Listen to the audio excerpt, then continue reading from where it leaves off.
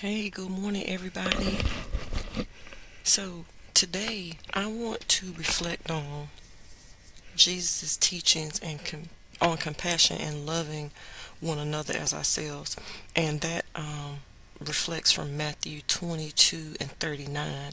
And I want to give a few tips on how we can apply these principles in our attitudes and actions towards those experiencing a mental illness. And of course, we are still on the mental illness in the light of scripture series. First, we have to recognize the inherent worth of every person. Jesus' command to love our neighbors as ourselves reminds us of the inherent dignity and worth of every individual, regardless of their mental health status, right? So, by viewing each person through the lens of God's love, we affirm their value and worthiness of compassion, respect, and support. We have to practice empathy and understanding. Applying the principles of loving one another involves practicing empathy and understanding towards those experiencing a mental illness. This means that we have to, as a community, we have to seek to understand their experiences, their perspective, and needs without judgment or prejudice. And that comes in by actively listening, validating their feelings, and offering genuine empathy. So we can create safe spaces where they will feel accepted and supported. A lot of people dealing with mental illness, what they really want or what they really need, they want to feel seen, they want to be heard, and most importantly, they want to feel valued. So then, y'all, we can extend practical support and assistance. Now, I can tell you all day long that I love you, but if I don't show you any action, I'm merely just talking. So love in action involves tangible acts of kindness and support. So for someone who may be experiencing a mental illness, this may involve you maybe helping with a daily task. It might be where they might need some assistance with dusting, wiping their countertop off, giving them a ride to a medical appointment, helping them maybe prepare a small meal, or just being present, to show your companionship. That gives comfort.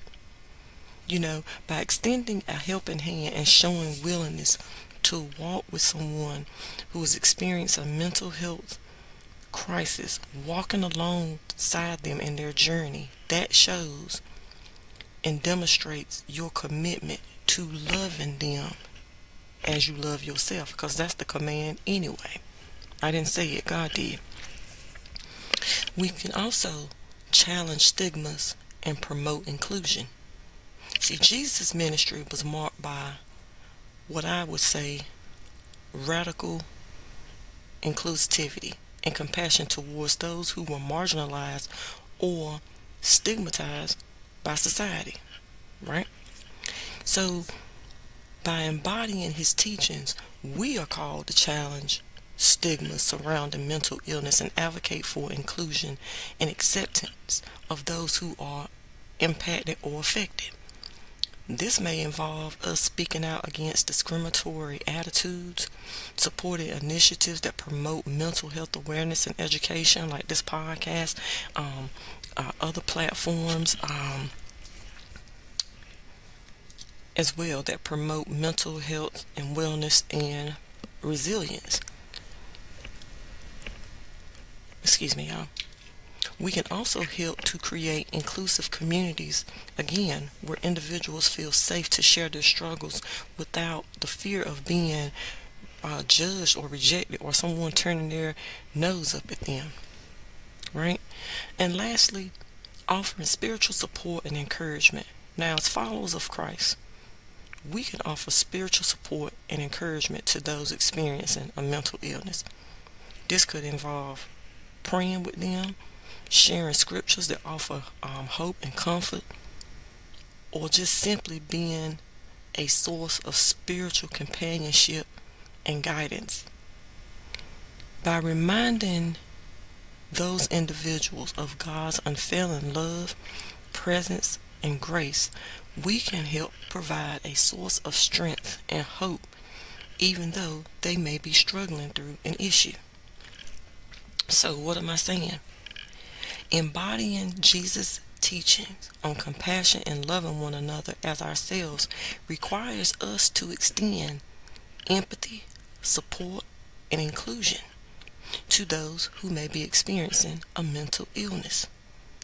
By creating environments of acceptance, understanding, and support within our faith communities, we can create spaces where all individuals feel valued, respected, and embraced in their journey towards being healed and whole.